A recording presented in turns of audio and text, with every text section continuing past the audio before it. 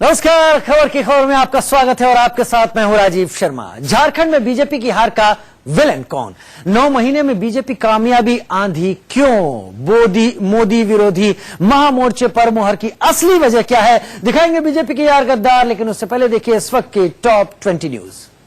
और खबर की खबर में आप बात कर लेते हैं झारखंड की, जहां पर बीजेपी को बड़ी हार मिली। खुद मुख्यमंत्री रघुवर दास भी अपनी सीट हार गए। चुनाव नतीजों में कांग्रेस जेएमएम गठबंधन को बम्पर जीत मिली है। सवाल उठता है कि 5 ही साल में झारखंड ने रघुवर सरकार को अलविदा क्यों कह दिया, या फिर बीजेपी की हार कुछ बड़े संकेत दे रही है?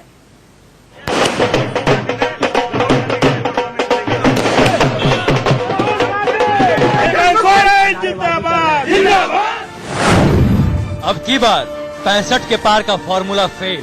राहुल गांधी वो थे रघुवर दास जी और उनके पूरे 5 साल के कार्यकाल। हमने उसी को पकड़ के रखा और लोगों के सामने पहुंचाया, जिसको लेकर आज हम लोगों ने अपने इस मैजिक फिगर को टच किया। झारखंड में नहीं चला घर घर रघुवर का नारा। आज का दिन एक संकल्प लेने का है। एक और राज्य में नहीं चला मोदी शाह का जादू।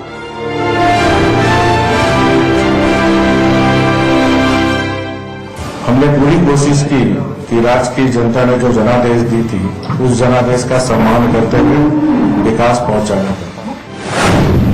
ये जीत है एक और राज्य से बीजेपी की विदाई की।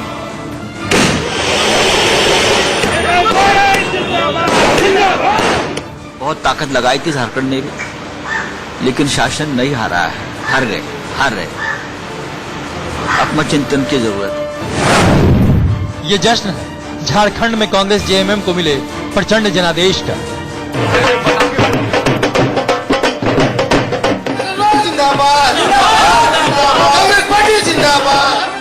अब मुल्क में लोग आर्थिक मुद्दों पर चर्चा करना चाहते हैं, नौजवान बेरोजगारों के बारे में जानना चाहते हैं कि कब रोजगार मिलेगा। झारखंड चुनाव के नतीजों के रुझान के साथ ही बीजेपी के लिए मायूसी वाले नतीजे आने लगे और कांग्रेस जेएमएम गठबंधन बहुमत की ओर बढ़ने लगा। रांची से लेकर दिल्ली तक गठबंधन के नेता और कार्यकर्ता जश्न मनाने लगे। जनता समझ गई है, अगर कोई देश को बचा सकता तो कांग्रेस पार्टी, किसान की रक्षा करता तो कांग्रेस पार्टी, महिला की रक्षा कर सकता तो कांग्रेस पार्टी। अब जनता वापस अपने घर आ रही है। हरियाणा में देखिए, हरियाणा भी हम जीते थे, महाराष्ट्र हम जीते, और अब झारखंड में मूल रूप से भाजपा को रोकने का काम किया हमने। सवाल उठता है कि आखिर 5 सालों में झारखंड से बीजेपी की विदाई क्यों हो गई? क्या रघुवर का अहंकार पार्टी को ले डूबा, या इसकी वजह कुछ और है? आखिर पिछले 9 महीनों में बीजेपी आधे से ज्यादा राज्यों में अपनी सरकार क्यों गंवा चुकी है? इस वक्त देश के नक्शे में भगवा रंग सिमटकर कहां आ गया है? देखिए, मार्च 2018 में 21 राज्यों में बीजेपी या एनडीए की सरकार थी, लेकिन अब उसकी संख्या आधे पर सिमट गई है। पहले ये जान लेना जरूरी है कि जिस झारखंड में लोकसभा चुनाव में बीजेपी का वोट शेयर 51% था, वो घटकर 33% कैसे रह गया है? आखिर झारखंड में बीजेपी की बड़ी हार की वजह क्या है? 2014 में हुए विधानसभा चुनाव में बीजेपी ने अपनी सहयोगी ऑल झारखंड स्टूडेंट यूनियन यानी एजेएसयू के साथ मिलकर चुनाव लड़ा था। बीजेपी को 37 और एजेएसयू को 5 सीटें मिली थी। इस बार के विधानसभा चुनाव में बीजेपी ने अपने सहयोगी दल को नजरअंदाज किया और अकेले ही चुनाव मैदान में उतरने का फैसला किया। बीजेपी का यह फैसला भारी पड़ गया। आज उनके साथ हमारा ये राजनीतिक जंग था, और आपने देखा कि इस लड़ाई में जिस तरीके से हम लोग लड़े, उनके धन बल की जो चालें थी वो धरी की धरी रह गई, और आखिरकार जन बल की ये जीत हुई। तो कांग्रेस का वोट होगा या फिर एक जेवीएम का वोट होगा, हो सकता है कि एक जगह पोलराइज हुआ होगा, ये संभव है। आपको बता दें कि 2000 में झारखंड का गठन होने के बाद से ही दोनों ही पार्टियां साथ मिलकर चुनाव लड़ रही थी। झारखंड चुनाव से ठीक पहले बीजेपी को अपने ही नेताओं से काफी बड़े झटके लगे। बीजेपी के बड़े नेता राधा कृष्ण किशोर ने पार्टी का दामन छोड़कर एजेएसयू के साथ हाथ मिला लिया। टिकट बंटवारे के दौरान बीजेपी के वरिष्ठ नेता सरयू राय को भी टिकट नहीं दिया गया। सरयू राय ने मुख्यमंत्री रघुवर दास के खिलाफ जमशेदपुर ईस्ट सीट से चुनाव लड़ा और रघुवर दास को हरा कर दिखाया। अब यही है कि देश में कौन खुश है? किसान खुश नहीं है, युवक खुश नहीं है और छोटे मोटे व्यापारियां खुश नहीं, कोई खुश नहीं है। वो अपना गुस्सा जाहिर किए हैं, वो वोटों में परिवर्तन। झारखंड में एक तरफ जहां बीजेपी ने अपने सहयोगी दलों को नजरअंदाज किया, वहीं विपक्ष ने एकजुट होकर चुनाव लड़ा और बीजेपी के इस किले को ध्वस्त कर दिया। झारखंड मुक्ति मोर्चा, आरजेडी और कांग्रेस के महागठबंधन ने सीटों का बंटवारा कर चुनाव लड़ा और बीजेपी की अकेले सरकार बनाने के मंसूबे पर पानी फेर दिया। ये देश के लिए बहुत बड़ा सिग्नल है। मोदी का अब जगलरी और जलवा नहीं चलेगा, ये भी बहुत उतना ही क्लियर है। जो उनके नियत और नीतियां हैं वो सारे चीजें खिलाफ जा रही है, जनता के खिलाफ। ये लगता है कि उनके लिए सोचने का विषय है। सूत्रों के मुताबिक महाराष्ट्र में सरकार बनाने में नाकामयाब रहने के बाद भारतीय जनता पार्टी ने झारखंड के अंदर फूंक फूंक कर चुनाव लड़ा और किसी भी दल के साथ गठबंधन नहीं किया, क्योंकि भारतीय जनता पार्टी ने पहले शिवसेना के साथ महाराष्ट्र में गठबंधन कर चुनाव लड़ा था, लेकिन शिवसेना कांग्रेस और एनसीपी के साथ मिलकर सरकार बना ली थी। लेकिन अब ये फॉर्मूला भी फेल हो गया। झारखंड विधानसभा चुनाव के दौरान बीजेपी ने दावा किया था कि उसे 81 में से 65 सीटें मिलेंगी और वो अकेले दम पर राज्य में सरकार बनाएगी। बीजेपी को उम्मीद थी कि मोदी का जादू एक बार फिर चलेगा, जिसके तहत बीजेपी ने पीएम मोदी, अमित शाह की कई रैलियां झारखंड में कराई। हिंदू पोस्टर बॉय यूपी के सीएम योगी आदित्यनाथ को भी झारखंड के चुनावी समर में उतारा गया, लेकिन बीजेपी की ये स्ट्रेटजी बुरी तरह फ्लॉप रही। भाई साहब, अगर आप जिंदा रहेंगे तब ना एनआरसी और सीएए की बात करेंगे, कैब की बात करेंगे। यहाँ की तो स्थिति यह है कि लोग भूख से मरने की स्थिति पर थे। अब बचेगा तब ना ये सारी बातों पर चर्चा करेगा और चिंतन करेगा। ये हालत है। लोगों को रोजगार चाहिए। झारखंड में 26.3% आबादी आदिवासियों की है और 28 सीटें आदिवासियों के लिए आरक्षित है। महागठबंधन ने जेएमएम के आदिवासी नेता हेमंत सोरेन को सीएम पद का उम्मीदवार बनाया। वहीं बीजेपी की ओर से गैर आदिवासी समुदाय से आने वाले रघुवर दास दोबारा सीएम पद के उम्मीदवार रहे। झारखंड के आदिवासी समुदाय में रघुवर दास के खिलाफ आदिवासी नीतियों को लेकर काफी नाराजगी थी। आदिवासियों का मानना था कि पिछले 5 सालों में रघुवर दास ने आदिवासी विरोधी नीतियां बनाई थी। खूंटी की यात्रा के दौरान रघुवर दास पर आदिवासियों ने चप्पल और जूते भी फेंकी थी।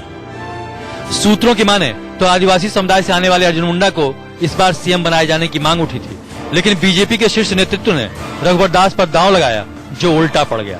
रांची से यतेंद्र शर्मा और रजत राकेश टंडन के साथ bureau report, India news. Jharkhand के चुनाव में बीजेपी जिन मुद्दों को लेकर चुनावी समर में कूदी, क्या वो सारे मुद्दे एक सिरे से जनता ने नकार दिए? अब हम इसका विश्लेषण करेंगे और आपको बताएंगे कि क्या राम मंदिर, नागरिकता कानून और 3 तलाक जैसे बड़े मुद्दों पर आम लोगों ने ध्यान नहीं दिया।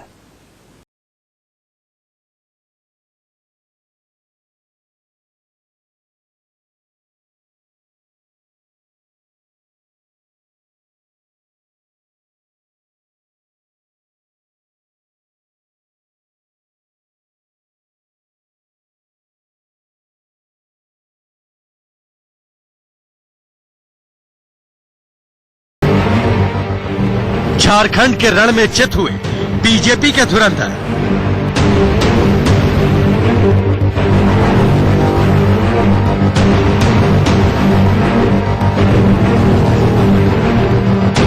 बीजेपी की करारी हार, झारखंड में अब सोरेन सरकार।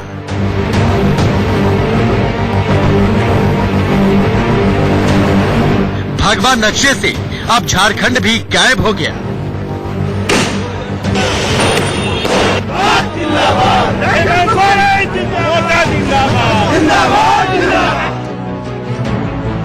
और ये ऐसे वक्त में हुआ जब हिंदुत्व के तमाम मुद्दों पर बीजेपी के कई नेता दम भर रहे हैं, राम मंदिर से लेकर नागरिकता कानून तक पर सरकार की पीठ थपथपा रहे हैं, तो आखिर झारखंड में क्यों फेल हो गया फॉर्मूला?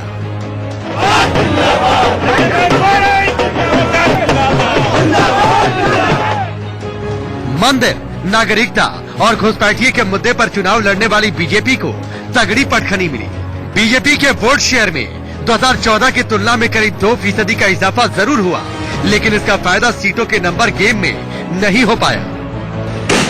फिलहाल कांग्रेस और घटक दल झारखंड की जीत का जश्न मना रहे हैं। चुनाव मतगणना का रुझान आया है, उस रुझान के माध्यम से झारखंड की जनता ने जो जनादेश दिया है, जो इस राज्य को स्पष्ट जनादेश दिया है, इसके लिए मैं राज्य के मतदाताओं का मैं बहुत बहुत आभार प्रकट करता हूं। हालांकि पीएम मोदी और गृह मंत्री शाह ने चुनाव प्रचार के दौरान नागरिकता और राम मंदिर को लेकर मंच से हुंकार तो खूब भरी, लेकिन वोटरों को फिलहाल इससे आगे का भरोसा चाहिए। साथियों, नागरिकता संशोधन कानून न किसी भारतीय का अधिकार छीनता है, न ही उसे किसी तरह का नुकसान पहुंचाता है, लेकिन फिर भी कांग्रेस और उसके साथी इस मुद्दे पर मुसलमानों को भड़काने का, डराने का, भयभीत करने का प्रयास करके अपनी राजनीतिक खिचड़ी पकाना चाहते हैं। मित्रों, मैं आपको कहना चाहता हूं, सुप्रीम कोर्ट का फैसला आ गया है। 4 माह के अंदर आसमान को छूता हुआ प्रभु श्री राम का मंदिर अयोध्या में बनने जा रहा है। वहीं नागरिकता कानून को लेकर विरोध कर रही कांग्रेस को इस जीत से अपनी पीठ थपथपाने का मौका जरूर मिल गया। वो देश के बंटवारे वाली सियासत का तंज कस रही है।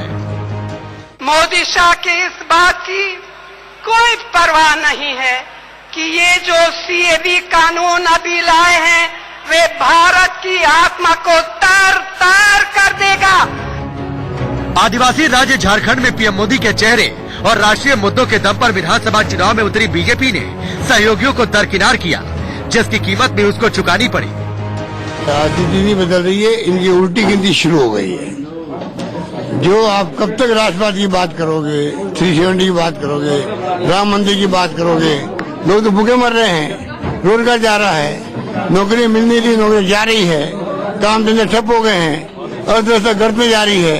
और इनका खुद का एडवाइजर कह रहा है, आर्थिक एडवाइजर मिस्टर अरविंद सुब्रमण्यन, कि देश की अर्थव्यवस्था आईसीयू में जा चुकी है। क्या उसकी चिंता नहीं होनी चाहिए लोगों को?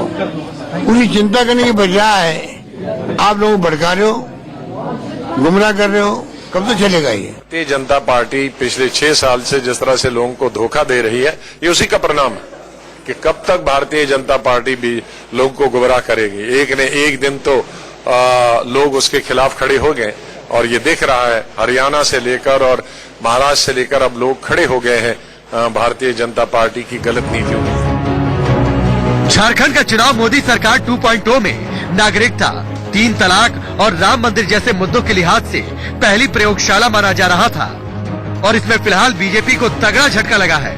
कहा तो ये भी जा रहा है कि राज्यों की जीत से मोदी को लेकर किसी नतीजे पर पहुंचना जल्दबाजी होगी। बहरहाल बीजेपी को नए सिरे से मंथन करना होगा कि राज्यों में मिल रही एक के बाद एक हार के आगे जीत का फॉर्मूला क्या होगा। Bureau report, India news. पहले महाराष्ट्र और अब झारखंड, एक के बाद एक राज्य बीजेपी के हाथ से निकले, लेकिन दोनों ही राज्यों में सरकार बनाने में कांग्रेस का अहम रोल, और इसीलिए अब सोनिया गांधी को कांग्रेस का लेडी लक कहा जाने लगा है।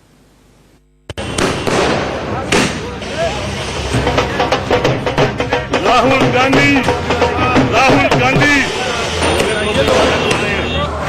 जब जब कांग्रेस का घटा जनाधार, सोनिया ने किया बेड़ा पार।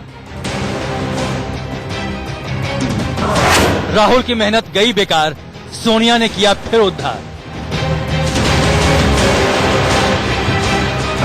पहले हरियाणा, फिर महाराष्ट्र और अब झारखंड। इसे सोनिया गांधी का तजुर्बा कहें या फिर पार्टी का उन पर भरोसा।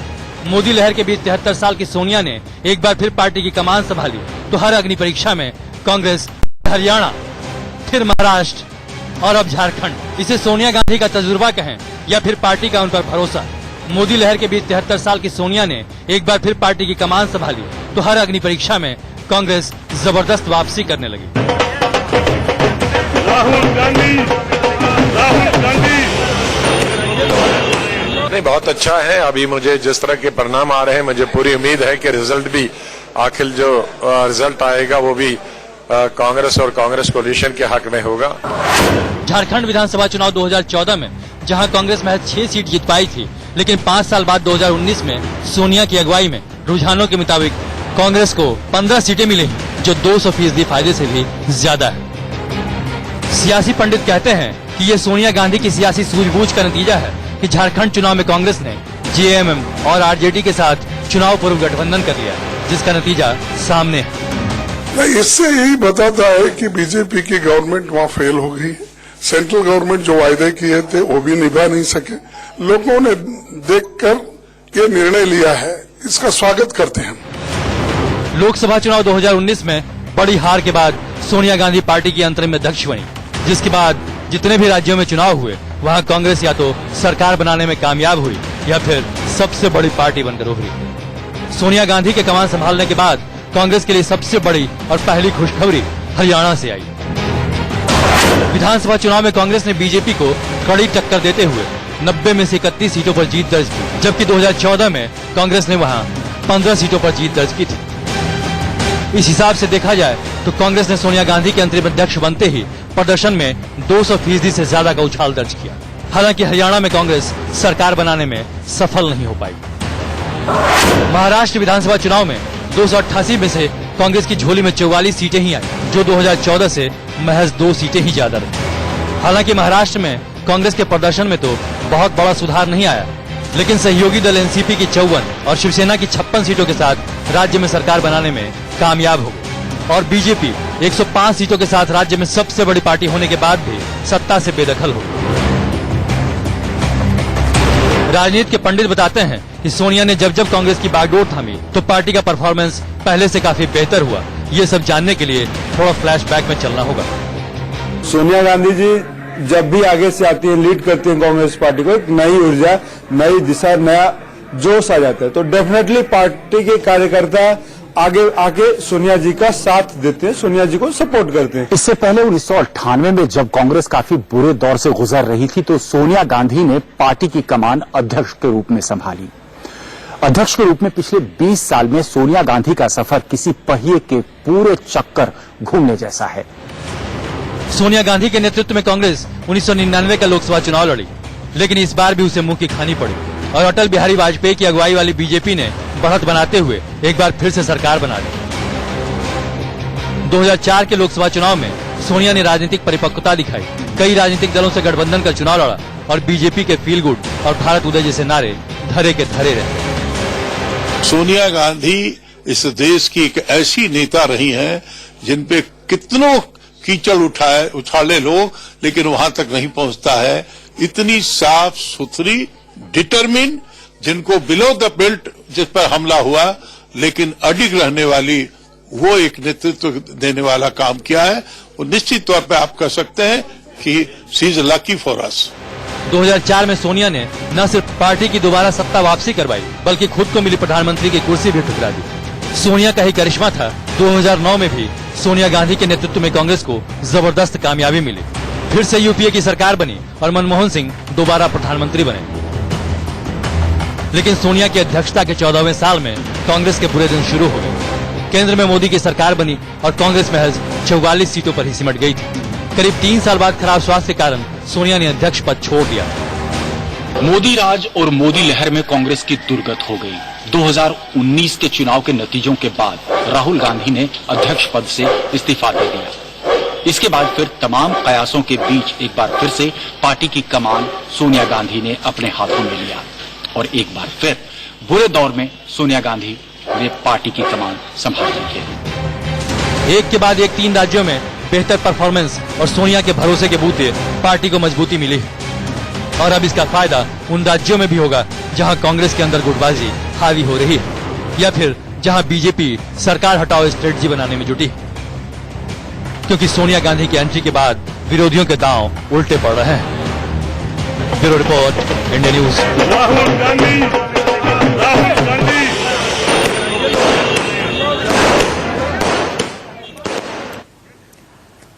हेमंत सोरेन दूसरी बार झारखंड के मुख्यमंत्री बनने की राह पर हैं। आपको दिखाते हैं कि आखिर कैसा है हेमंत सोरेन का सियासी सफर।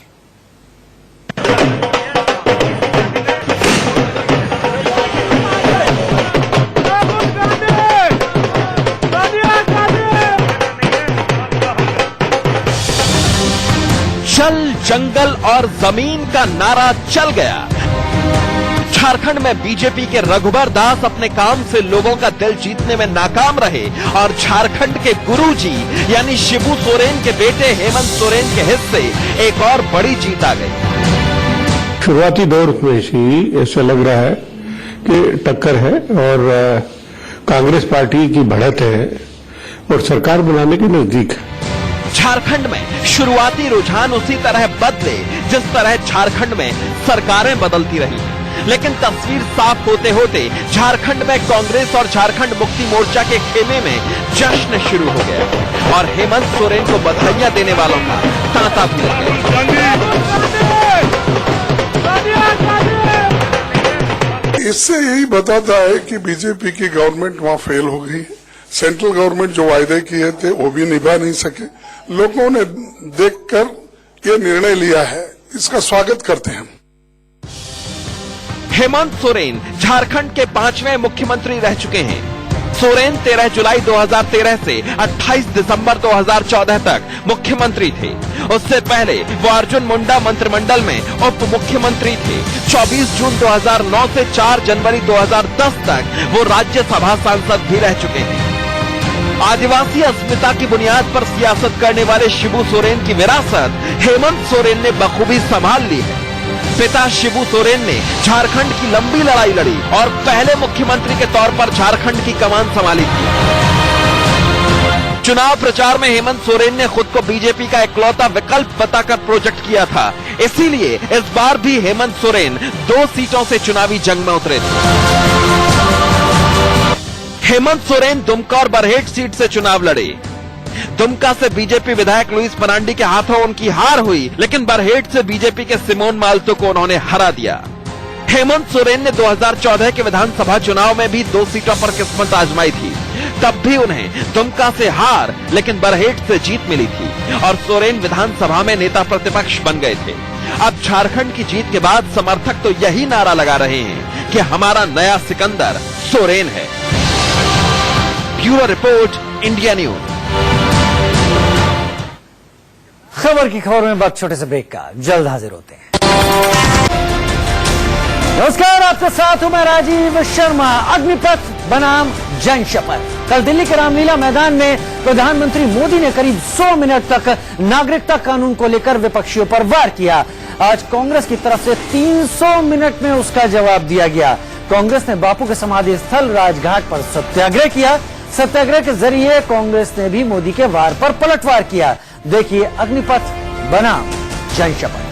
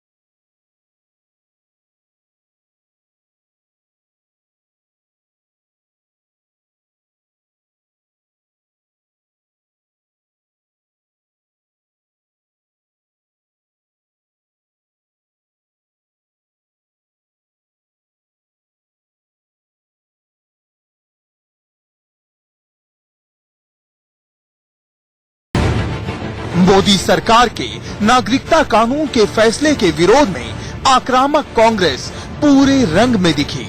मंच से जहां कई नेताओं ने मोदी सरकार के नागरिकता कानून के फैसले के विरोध में आक्रामक कांग्रेस पूरे रंग में दिखी। मंच से जहां कई नेताओं ने मोदी सरकार के फैसले का विरोध किया,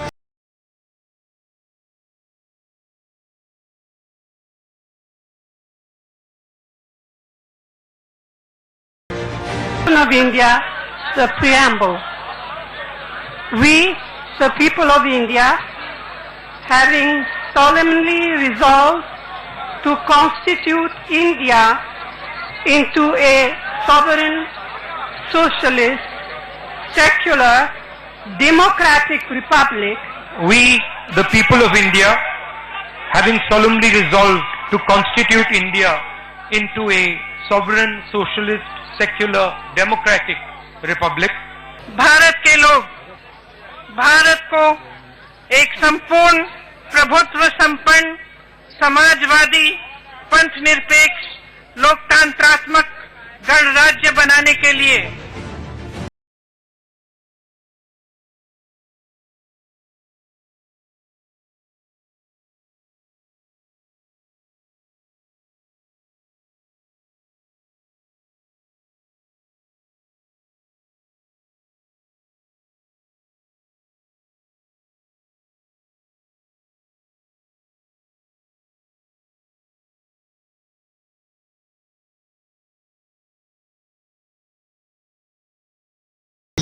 खतरा बताया।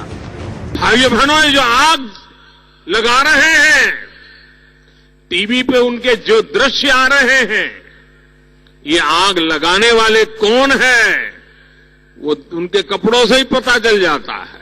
जहां तक कपड़ों की बात है नरेंद्र मोदी जी, पूरा देश आपको अपने कपड़ों से पहचानता है। 2 करोड़ रुपए का सूट हिंदुस्तान की जनता ने नहीं पहना था, आपने पहना था। मंच से एनआरसी और नागरिकता कानून को लेकर मध्य प्रदेश और राजस्थान के मुख्यमंत्रियों ने अपने प्रदेश में कानून लागू न करने का संकल्प दोहराया। हालांकि पीएम मोदी पहले ही ये ऐलान कर चुके हैं कि कानून लागू नहीं करने का विकल्प किसी के पास नहीं है। ये जो कानून लागा गया है, हमारी मध्य प्रदेश की सरकार इसे ठुकराती है और वाह, हम भारत के संविधान का सम्मान करते हुए, हम भारत की संस्कृति का सम्मान करते हुए मध्य प्रदेश की सरकार इसका पालन नहीं करेगी। गवर्नमेंट ने कह दिया है, हमने राजस्थान ना वो अपना आप लिख देगा, नागरिक टाइप करने वाला संशोधन विधेयक कानून और ना एनआरसी लागू होने वाली है। ये मैं कह चुका हूँ, पूरे में कह चुका हूँ कि हम अपने राज्य में सिटीजनशिप अमेंडमेंट लागू नहीं करेंगे। अरे आप मुख्यमंत्री हो, आप चुने हुए लोग हो, भारत के संविधान को सामने रख करके शपथ लिया है। अरे तिरंगे झंडे के नीचे खड़े रहते हो, पंजाब, सिंध, गुजरात, मराठा राष्ट्रगान करते हो, ऐसे बयान देते हो। कांग्रेस की तरफ से नागरिकता कानून को लेकर चल रहे विरोध प्रदर्शन की तुलना भारत छोड़ो आंदोलन से की जा रही है। शायद यही वजह है कि जब मंच पर प्रियंका गांधी बोलने के लिए आई तो सबसे पहले उन्होंने बिजनौर हिंसा में मारे गए 2 युवकों का जिक्र किया, जिसके परिवार से वो मिलकर लौटी हैं। उन सब बच्चों के नाम जो इस आंदोलन में शहीद हुए हैं, बिजनौर के उमराज सैनी के नाम, जिसका परिवार, जिसके 5 बच्चे अभी भी उनका घर पर इंतजार कर रहे हैं, जो अस्पताल में घायल हैं, उन सब के नाम आज हम संकल्प करें कि हम इस संविधान की रक्षा करेंगे। नागरिकता कानून के खिलाफ आधे दिन का कांग्रेस का ये धरना ऐसे वक्त में हुआ है जब बीजेपी ने भी इस कानून को सही ठहराने के लिए देशव्यापी मुहिम की शुरुआत कर दी है। Bureau report, India news. तो एक तरफ तो नागरिकता कानून और एनआरसी पर पूरे देश में विरोध हो रहा है और तमाम सवाल उठ रहे हैं, तो वहीं दूसरी तरफ प्रधानमंत्री मोदी ने रामलीला मैदान से यह बयान देकर सबको चौंका दिया कि एनआरसी पर 2014 से कोई चर्चा ही नहीं हुई। वहीं विपक्ष उनके इस बयान पर सवाल उठा रहा है। मेरी सरकार आने के बाद 2014 से आज तक मैं 130 करोड़ देशवासियों को कहना चाहता हूं, कहीं पर भी एनआरसी शब्द पर कोई चर्चा नहीं हुई है, कोई बात नहीं हुई है। प्रधानमंत्री का जो स्पीच हुआ कल शायद दिल्ली में रामलीला मैदान या कहीं, वो स्पीच सुनने के बाद आश्चर्य लगा कि उन्होंने दो बातें कही कि एक, इस बारे में मंत्रिमंडल में कुछ बहस हुआ नहीं, डिस्कशन किया नहीं और पार्लियामेंट में हुआ नहीं। मंत्रिमंडल में क्या हुआ या नहीं हुआ इस बारे में मैं कह नहीं सकता हूँ, मगर मेजर पॉलिसी जब देश के सामने लाकर कुछ कदम उठाते हैं तो सरकार ने इस पर बहस की होगी, कुछ निर्णय लिया होगा। विदाउट दैट इस तरह की पॉलिसी देश के सामने आ नहीं सकती। वहीं नागरिकता कानून पर मचा घमासान के बीच बीजेपी ने कोलकाता से अपने देशव्यापी अभियान की शुरुआत कर दी है। बीजेपी के कार्यकारी अध्यक्ष जेपी नड्डा ने दीदी के गढ़ यानी ममता बनर्जी के गढ़ कोलकाता में एक रैली की।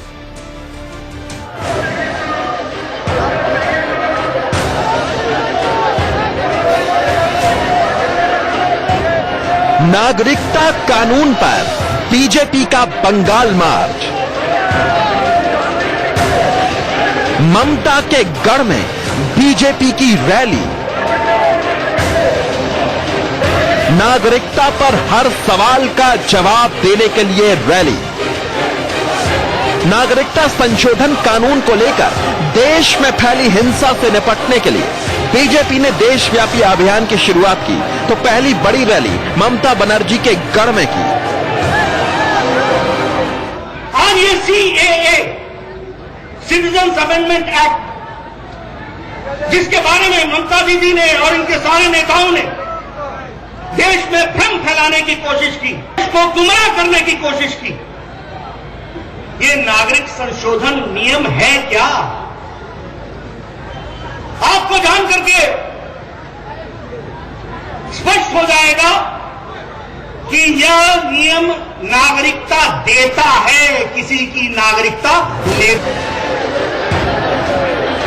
इस रैली का मकसद लोगों को नागरिकता कानून को लेकर फैलाए जा रहे झूठ से अलर्ट करना और सकारात्मक संदेश देना था।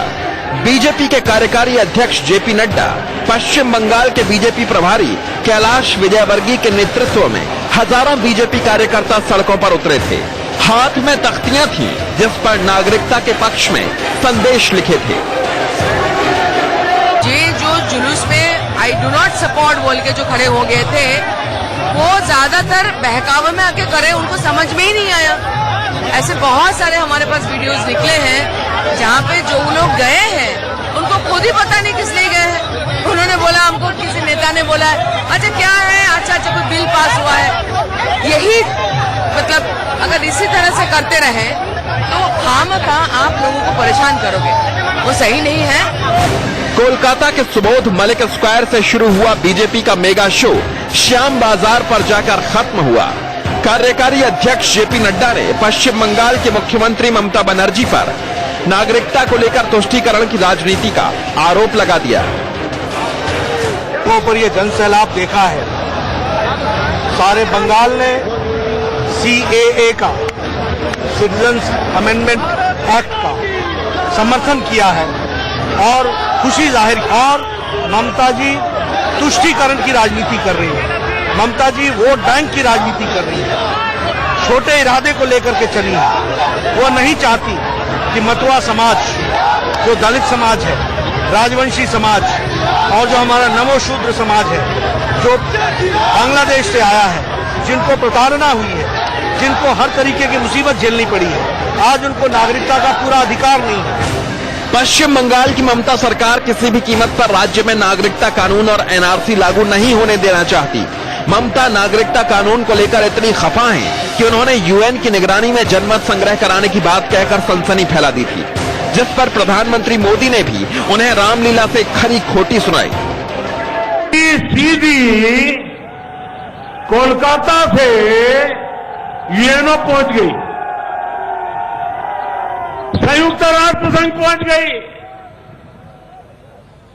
लेकिन कुछ साल पहले तक यही ममता दीदी संसद में खड़े होकर गुहार लगा रही थी कि बांग्लादेश से आने वाले घुसपैठियों को रोका जाए। Let them play a very important role. United Nations, Human Rights Commission, important যারা experts, তাদের নিয়ে একটা কমিটি হোক। তৃণমূলেও থাকার দরকার নেই, বিজেপিও থাকার দরকার নেই, অন্য পার্টিও থাকার দরকার নেই, হিন্দু মুসলমান শিখ খ্রিস্টান কোনো কমিউনিটি থাকার দরকার নেই। আমরা চাই তারা একটা গণভোট সংগঠিত করে ভারতবর্ষে আমরা দেখতে চাই কটা লোক মানছে আর কটা লোক মানছে না। যদি না মানে বলুন রেজিগনেশন করতে বাধ্য হবেন, বলুন রেজিগনেশন করতে বাধ্য হবেন। पश्चिम बंगाल के राज्यपाल ओपी जगदीप धनखड़ ने नागरिकता कानून पर केंद्र सरकार का समर्थन करते हुए ममता के रवैये पर सवाल उठाए थे। युवा इससे बेहद नाराज है और जब राज्यपाल कोलकाता के जादवपुर यूनिवर्सिटी में दीक्षांत समारोह में हिस्सा लेने पहुंचे तो छात्रों ने न सिर्फ काले झंडे और पोस्टर दिखाए बल्कि राज्यपाल वापस जाओ के नारे भी लगाए। विरोध के बीच में नहीं जाऊंगा और आप लोगों की बात नहीं समझूंगा और रास्ता आगे नहीं बढ़ेगा। मैं आपको दो बातें कहता हूं, किसी भी परिस्थिति में, किसी भी हालत में आपको ये मौका नहीं मिलेगा कि ये राज्यपाल ये चांसलर आपकी बात नहीं सुनेगा। और मेरे को एनआरसी को लेकर बीजेपी देश भर में 1000 रैली करने जा रही है। जाहिर है दिल्ली के रामलीला मैदान से जो हुंकार प्रधानमंत्री मोदी ने भरी है अब उसे देश के कोने कोने तक पहुंचाने का जिम्मा बीजेपी ने उठा लिया है। तापस सेन गुप्ता, इंडिया न्यूज, कोलकाता। नागरिकता कानून पर विरोध के बीच डिटेंशन सेंटर को लेकर भी सवाल उठ रहे हैं, लेकिन रामलीला मैदान से दिए भाषण में प्रधानमंत्री ने साफ साफ इनकार कर दिया कि देश में कोई डिटेंशन सेंटर है ही नहीं। अर्बन नक्सल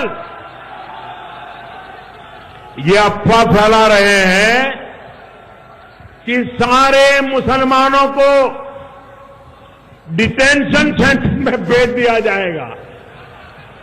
मैं हैरान हूं कि इस अफवाह ने अच्छे अच्छे पढ़े लिखे ये भी पूछ रहे हैं ये डिटेंशन सेंटर क्या होता है, कैसा झूठ, कैसा और एक तरफी।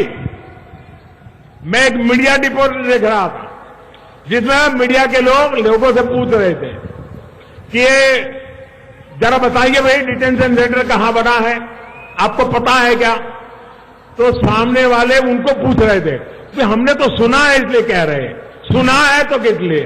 कोई जवाब नहीं, झूठ चलाया जा रहा है। अरे भाई कुछ तो अपनी शिक्षा की कद्र करिए, एक बार पढ़ तो लीजिए कि संविधान संशोधन और एनआरसी ये सब है क्या? अब तो पढ़े लिखे लोग हो। मैं देश के नौजवानों को आग्रह करता हूं जरा पढ़िए इसको।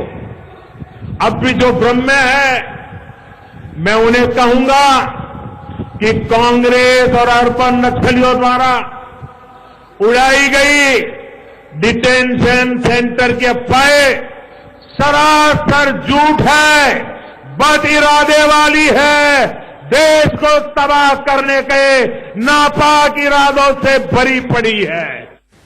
तो सीए को लेकर प्रधानमंत्री नरेंद्र मोदी यानी बीजेपी और कांग्रेस अब एक दूसरे पर हमलावर हैं और अपनी बातों को सीधे सीधे जनता तक पहुंचाने की पुरजोर कोशिश कर रहे हैं। वक्त जरा छोटे से ब्रेक का, जल्द हाजिर होते हैं।